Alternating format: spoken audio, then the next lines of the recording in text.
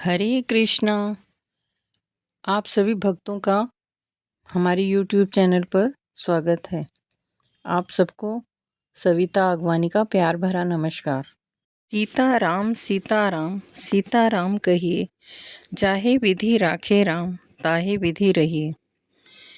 आइए आज 7वीं एकादशी फागुन कृष्ण पक्ष की एकादशी यानी विजया एकादशी की कथा का श्रवण करते हैं। इस विजय एकादशी का व्रत भगवान श्री राम जी ने भी करके लंका पर विजय प्राप्त की थी। बोलिए एकादशी माता की जय। हरे कृष्ण।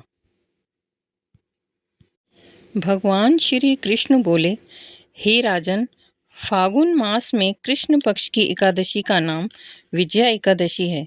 इस व्रत के प्रभाव से राजाओं को विजय और मनुष्यों को पापों से मुक्ति मिलती है।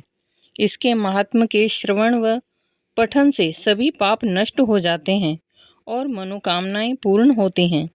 इससे वाजपेयी यज्ञ के समान फल मिलता है। एक समय की बात है कि ब्रह्मा जी ने नारद जी से कहा कि हे नारद, विजया एकादशी का व्रत नए पुराने पापों को नाश करने वाला होता है।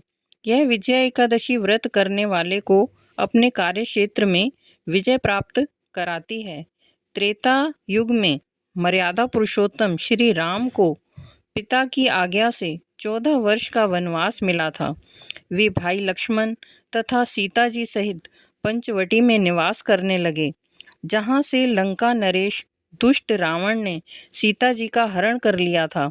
श्री रामचंद्र जी और लक्ष्मण अत्यंत दुखी और व्याकुल हो गए। श्री राम जी भाई लक्ष्मण के साथ ले सीता जी की खोज में चल दिए। आगे चलकर वे समुद्र तट पर पहुंचे। वहां कुमारी द्वीप में बकलादभ्य नाम के अत्यंत तेजस्वी मुनि रहते थे।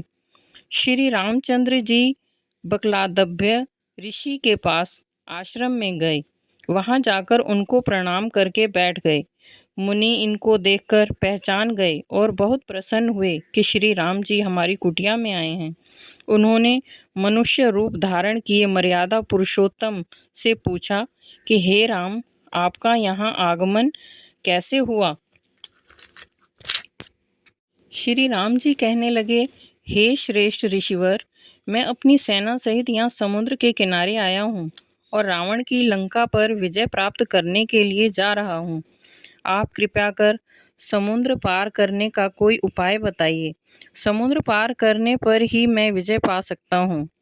तब महर्षि बगदालभ्य बोले, फागुन मास के कृष्ण पक्ष की विजया एकादशी का व्रत करने से निश्चय ही आपकी विजय होगी। आप अपनी वानर सेना सहित समुद्र भी पार कर लेंगे।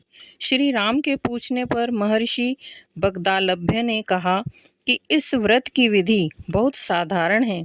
दशमी के दिन स्वर्ण, चांदी, तांबा या मिट्टी का एक कलश स्थापित करें। उस कलश को जल से भरकर तथा पंच पल्लव रखकर वेदिका पर स्थापित करें। उस कलश के नीचे सप्त धान्य और ऊपर जौ रखें। उस पर श्रीमन नारायण भगवान की मूर्ति स्थापित करें।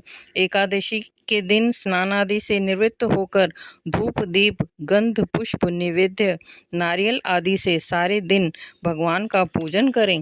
तत्पश्चात श्रीमन नारायण के मूर्ति युक्त कलश के सामने बैठकर दिन भर भजन ध्यान में व्यतीत करें। रात्रि को भी कीर्तन भजन और जागरण करें। द्वादशी को अखंड व्रत की सिद्धि के लिए घी का दीपक जलाएं। द्वादशी के दिन नित्य नियम से निवृत्त होकर नदी या सरोवर पर स्नान के पश्चात वह कलश किसी विद्वान वेदवता ब्राह्मण को दान कर दें। हे राम, यदि आप इस व्रत को अपने सेनापतियों के सहित श्रद्धा भक्ति से करेंगे तो आपकी विजय अवश्य होगी। श्री रामचंद्र जी ने ऋषि के कथनानुसार यह एकादशी का व्रत संपन्न किया और समुद्र पार करके राक्षसों पर विजय पाई। उन्होंने युद्ध में रावण को मारकर लंका पर विजय प्राप्त की और सीता जी को बंधन मुक्त कराया। हे पांडुनंदन, जो विधि पूर्वक इस व्रत को करता है, जीवन में उसकी विजय अवश्य निश्चित होती है। जो मनुष्य इस व्रत को करते हैं उनकी भी विजय अवश्य होती है। हरे कृष्णा। यह कथा श्री स्कंद पुराण में वर्णित है। इसमें आप फलाहार ले सकते हैं। इस दिन सिंगाड़े का सागार लेना चाहिए। सिंगाड़े, कुट्टू व दूध से बने पदार्थ लेने चाहिए। फलादि सेवन कर सकते हैं। श्री कृष्ण को पहले भोग लगाएं, उसके बाद आप ग्रहण कर सकते हैं। हरे कृष्णा।